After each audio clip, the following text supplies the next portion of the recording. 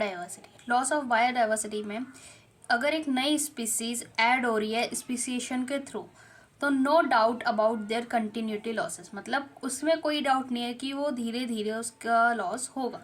Declining biological wealth point two human activities. Colonization of tropical Pacific island by humans led to extinctions of more than 2,000 species of native birds.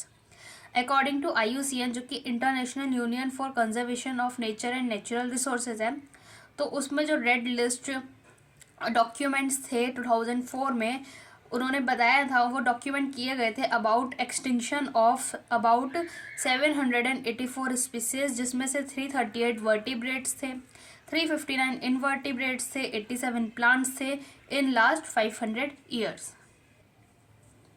Recent extinction जो कि include करते हैं डोडो मारिटस से, quagga Africa का, थाइलासीन Australia से, stealers sea cow Russia और 3 sub species बाली, जावन और कैस्पियन किसकी, टाइगर की। लास्ट 20 ईयर्स अलोन ये विटनेस करते हैं कि जो डिसअपियरेंस है कितने का, 27 स्पीसीज का। Extinction across taxa are not random, like amphibians appears to be more vulnerable to extinction. ये बताता है कि जो एम्फीबियंस है वो ज़्यादा वल्नरेबल है एक्सटिंक्शन के पास, मतलब वो ज़्यादा एक्सटिंक्ट होने के कगार पे हैं। More than 15,500 species world wide, पूरे वर्ल्ड वाइड में 15,500 से ज़्यादा स्पीसीज जो है वो फेस कर रही हैं थ्रेट ऑफ एक्सटिंक्शन को प्रेजेंटली, जिनमें से 12% हमारी सारी बर्ड स्पीसीज हो गई, 23% of all mammals species and 32% of all amphibian species and 31% of all gymnosperm species in the world face threat of an extinction. From the study of history of life on earth through fossils record. अब अगर हम fossils record की study देखें तो क्या है इसमें, we learn that large scale loss of species, तो हम कुछ लार्ज स्केल पे स्पीसीज का लॉस देखा है हमने। One we currently witnessed happened earlier even before human appeared on this scene. More than 3 billion years since origin से more than 3 billion years, और डाइवर्सिफिकेशन हमारी लाइफ का हमारे अर्थ पे, तो there were 5 episodes of mass extinctions of an species. तो how is 6th extinction जो कि प्रेजेंटली प्रोग्रेस में है वो बाकी 5 एपिसोड से अलग क्यों है, क्यों डिफरेंस इन इट्स रेट्स, उनके रेट्स में डिफरेंस है।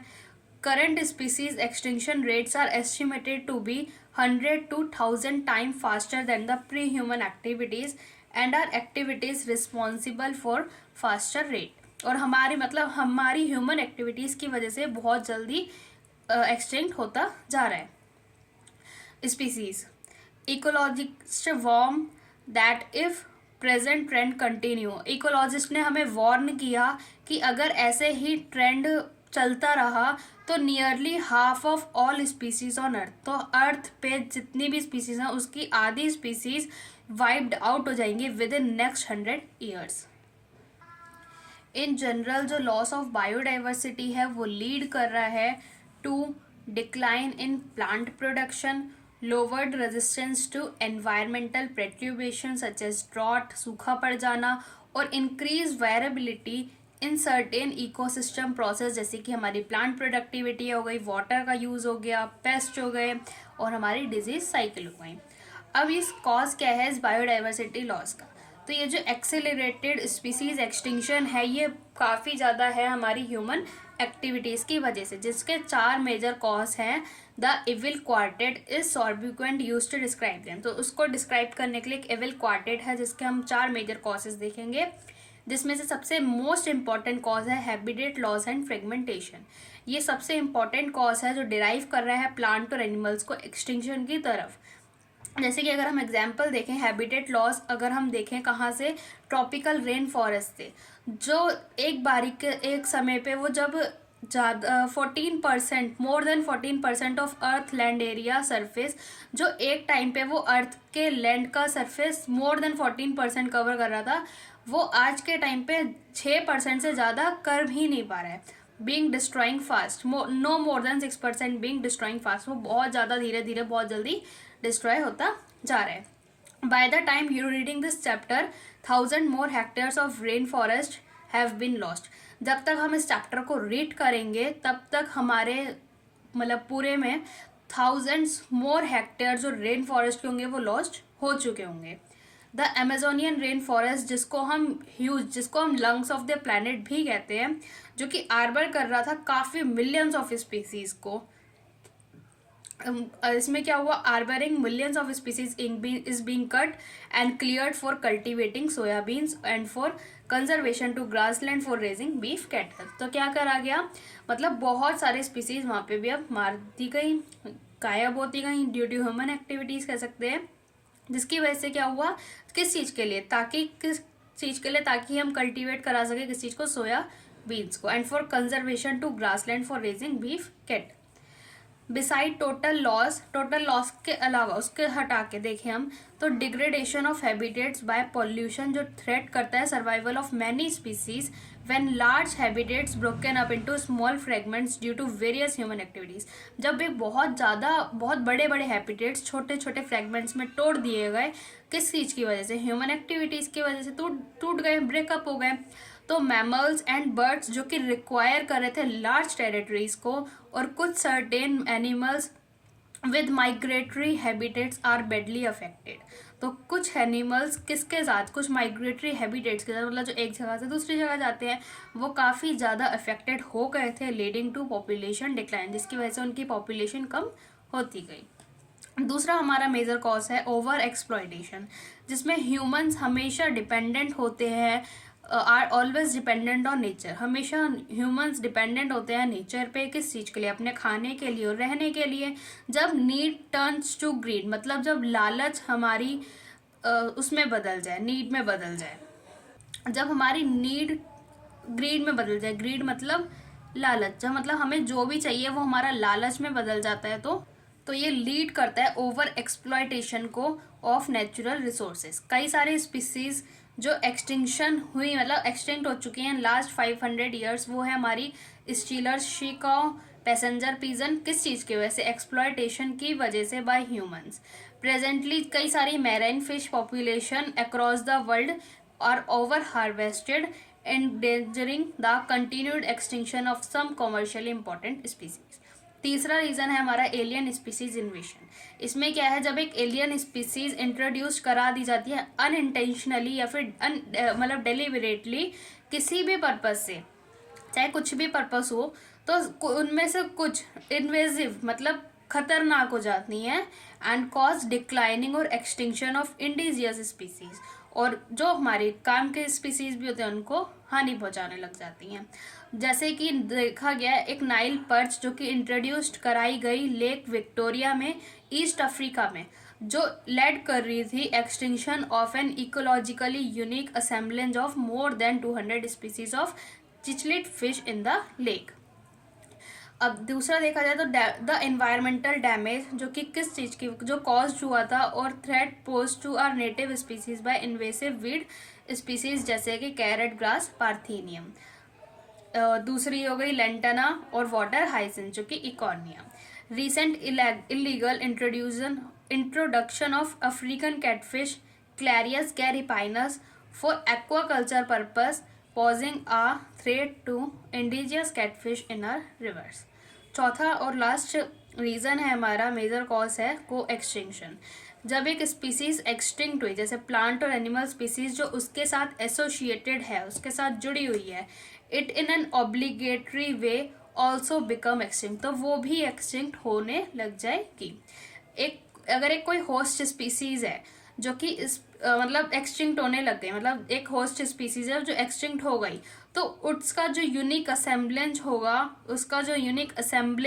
मतलब इकट्ठा होना of parasite also meet same fate, तो उनके साथ साथ जो उनके पैरासाइट होंगे वो भी धीरे धीरे एक्सटिंक्ट होने लग जाएंगे. Another example is in the case of को इवॉल्व, जैसा कि अगर हम दूसरा एग्जाम्पल देखें केस में जिसमें को इवॉल्व मतलब एक साथ रहते हैं, जिसमें प्लांट और पॉलिनेटर जो कि म्यूचुअलिज्म शो करते हैं, जहाँ पे दोनों को ही एक दूसरे से फायदा होता है. Where extinction of one invariably leads to extinction of other, जहाँ पे अगर एक का एक्सटिंक्शन हुआ तो वो दूसरे का भी एक्सटिंक्शन धीरे धीरे हो जाएगा. Biodiversity conservation, why should we conserve biodiversity. ये ग्रुप्ड किया गया 3 कैटेगरीज में, जो कि है नैरोली यूटिलिटेरियन, ब्रॉडली यूटिलिटेरियन और तीसरा एथिकल। नैरोली यूटिलिटेरियन मतलब इसको हम रिलेट कर सकते हैं ऑर्डिनरी पीपल के साथ। तो इसमें क्या है, ये argued for conserving biodiversity, biodiversity को कंजर्व करने के लिए बताया गया था, इसमें आर्ग्यू किया गया था। Human derive countless direct economic benefit from nature food. Humans, हम मतलब हम, तो जो कि नेचर फूड से काफ़ी सारे मतलब काउंटलेस, जो कि अनगिनत डायरेक्ट इकोनॉमिक बेनिफिट्स लेते हैं फ्रॉम नेचर फूड, जैसे कि सीरियल्स हो गए, पल्सेस हो गए, फ्रूट्स हो गए, firewood, fire, construction materials, industrial products जैसे कि tannins, lubricants, dyes, resins, perfumes और कुछ प्रोडक्ट्स ऑफ मेडिसिनल इम्पोर्टेंस भी। तो मोर देन 25% ऑफ ड्रग जो कि करंटली सोल्ड की जा रही है मार्केट में वर्ल्ड वाइड, वो भी डिराइव्ड होती है हमारी प्लांट्स से। एंड 25,000 स्पीसीज ऑफ प्लांट्स जो कि कंट्रीब्यूट करता है टू ट्रेडिशनल मेडिसिन जो यूज्ड होती है by native people around the world. तो with in increase resources put into bioprospecting, जो कि इसका मतलब क्या हुआ, exploring molecular, genetic and species level diversity, मतलब तीनों ही लेवल पे एक्सप्लोर करना डाइवर्सिटी को for products and of economic importance. Nation endowed with rich biodiversity can expect to reap enormous benefits. दूसरा है ब्रॉडली यूटिलिटेरियन, इसको हम रिलेट कर सकते हैं मैच्योर पीपल के साथ। ये आर्ग्यूट करते हैं दैट जो बायोडाइवर्सिटी है वो एक बहुत ही इंपॉर्टेंट रोल प्ले कर रही है कई सारे इकोसिस्टम सर्विसेज में जो हमें नेचर प्रोवाइड कराता है। तो fast dwindling of Amazonian forest, जो कि मतलब जो अमेजोनियन फॉरेस्ट था उसका धीरे धीरे ख़त्म होते जाना, ये एस्टिमेटेड करता है टू प्रोड्यूस थ्रो फोटोसिंथेसिस, जो कि प्रोड्यूस करता था 20% of total oxygen in earth atmosphere, जो सिर्फ अमेजोनियन फॉरेस्ट से ही आती थी। ठीक है। Pollination, without which plant can not give us fruit या सीड। पॉलिनेशन मतलब जिसके बिना प्लांट हमें फ्रूट या सीड नहीं देता। ये एक अनदर सर्विस है इकोसिस्टम के द्वारा प्रोवाइड की गई है थ्रो पॉलिनेटर्स लेयर्स, जैसे कि हमारे पॉलिनेटर्स क्या होगा, बीज, बम्बल बीज, बर्ड्स और बैट्स, जो कि हमें मतलब फ्लावर को पॉलिनेट कराते हैं। कुछ और इंटेजिबल बेनिफिट्स देखे गए जो डिराइव्ड हुए थे फ्रॉम नेचर, जो कि एस्थेटिक प्लेजर था of walking through thick wood, watching spring, pleasure of walking through thick wood, watching spring flower in full bloom और walking up to waking up to bulbul's song in morning. Can we put price tag on such things? क्या मतलब हम जो सुबह उठते हैं बुलबुल का गाना सुन के, या फिर जो हम फ्लावर का मतलब ब्लूम देख के, फुल ब्लूम देख के जो हम खुश होते हैं, वो स्प्रिंग में वॉच करते हैं, या फिर कई सारी चीज़ें, तो क्या हम उस चीज़ों में प्राइस टैग्स लगा सकते हैं? नहीं लगा सकते। तीसरा है एथिकल, जिसको हम संत लोग जो होते हैं उससे रिलेट कर सकते हैं। ये आर्ग्यू करता है फॉर कंजर्विंग बायोडाइवर्सिटी, जो रिलेटेड होती है to what we own millions of plants, animals and microbe species, मतलब हम प्लांट्स, एनिमल्स और माइक्रोब मिलियंस ऑफ स्पीसीज से क्या चीज़ हम ले चुके हैं, with whom we share this planet, जिसके साथ हम ये प्लैनेट शेयर कर रहे हैं। फिलोसॉफिकली या फिर spiritually we need to realize that, हमें ये सोचना पड़ेगा कि जो हर एक स्पीसीज है उनकी भी एक इंट्रिंसिक वैल्यू है, even if it may not be of current और इकोनॉमिक वैल्यू टू अस, भले ही वो हमारे काम में नहीं आ रही फिर भी। How do we conserve biodiversity, हम कैसे कंजर्व कर सकते हैं? तो हमारे पास कुछ दो तरीके हैं, इन सिटू और एक्स सिटू।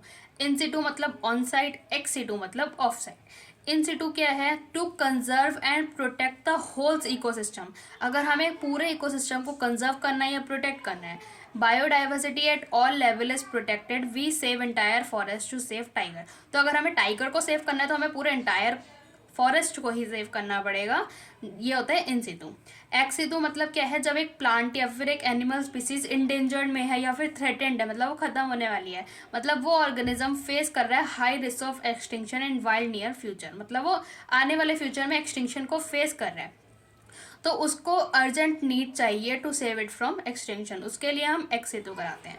इन सिटू कंजर्वेशन, इसमें क्या है, number of species waiting to be discovered far exceed conservation resources available, ये आइडेंटिफाइड होते हैं for maximum protection certain biodiversity hotspots region with very high level of species richness and high level of endemism. That is मतलब इसका मतलब क्या हुआ, जो species एक जगह पे कन्फाइंड है and not found anywhere else, मतलब एक स्पीसीज है जो एक जगह पे ही मिल रही है और कहीं पे नहीं मिल रही है, ठीक है। इनिशियली 25 आइडेंटिफाइड किए गए थे और सब्सिक्वेंटली 9 और ऐड हुए थे लिस्ट में। तो इसका टोटल आता है, तो वर्ल्ड में अगर पूरा टोटल देखा जाए तो हॉटस्पॉट्स का वो आता है 34। इसको हम याद कर सकते हैं, हॉट HOT जिसकी 3 आ रहे हैं स्पेलिंग्स में अल्फ़ाबेट, और स्पॉट मतलब SPOT मतलब 4 आ रहे हैं, तो 34 हम ऐसे याद कर सकते हैं। Are also reason of accelerated habitat loss. 3 are जिसमें से 3 है हमारे western Ghat and Sri Lanka, Indo Burma and Himalaya, ठीक है। ये कवर कर रहे हैं हाई बायोडाइवर्सिटी रीजन्स को। All biodiversity hotspots put together cover less than 2% of earth land area. Number of species they collectively arbor is high and strict protection of these hotspots could reduce ongoing mass of extinction by almost 30%. In India, ecologically unique and biodiversity rich regions जो कि legally protected as biosphere reserve जो कि 14 है, national park 90, wildlife sanctuary 448. India has history of religious and cultural tradition that emphasize protection of nature. कई सारे cultures में tract of forest were set aside and all of trees and wildlife within were venerated and given total protection. कुछ sacred groups देखे गए थे खासी और Jaintia hills में इन मेघालय, अरावली हिल्स ऑफ राजस्थान में, वेस्टर्न घाट ऑफ कर्नाटका और महाराष्ट्र में, एंड द सरगुजा, चंद्र और बास्तर एरियाज ऑफ MP में। मेघालय में जो सेक्रेड फॉरेस्ट थे वो लार्ज रेफ्यूजेस थे for a large number of rare and threatened plants के लिए। एक्स सितु में जैसे हम देखें जो हमारे थ्रेटेंड प्लांट और एनिमल स्पीसीज हैं उसको लेके जाया जाता है, टेकन आउट, उनको उनके नेचुरल हैबिटेट से लेके जाया जाएगा और एक प्लेस्ड कर दिया जाएगा उनको एक स्पेशल सेटिंग स्पेशल जगह पे जहाँ पे उनको प्रोटेक्शन और स्पेशल केयर दिया जाएगा। जैसे कि जूलॉजिकल पार्क्स हो गए, जैसे जू में कई तरह के जानवर मिलते हैं, तो हम उनको लाके एक ऐसी जगह पे रख देते हैं जहाँ पे उनको मतलब स्पेशल केयर दी जाएगी। बोटैनिकल गार्डन्स हो गए जहाँ पे हम प्लांट्स के लिए ऐसा करते हैं, वाइल्ड लाइफ सफारी पार्क्स हो गए, कई सारे एनिमल्स जो एक्सटिंक्ट हो रहे हैं वाइल्ड में to be but continue to maintain in zoological park, कई सारे एनिमल्स जो एक्सटिंक्ट हो चुके हैं या हो रहे हैं तो वो भी हमारे जूलॉजिकल पार्क्स में दिख जाते हैं। रिसेंट ईयर्स में देखा जाए तो beyond keeping threatened species in enclosure, now gamete of threatened species can be preserved in viable and fertile conditions for long period.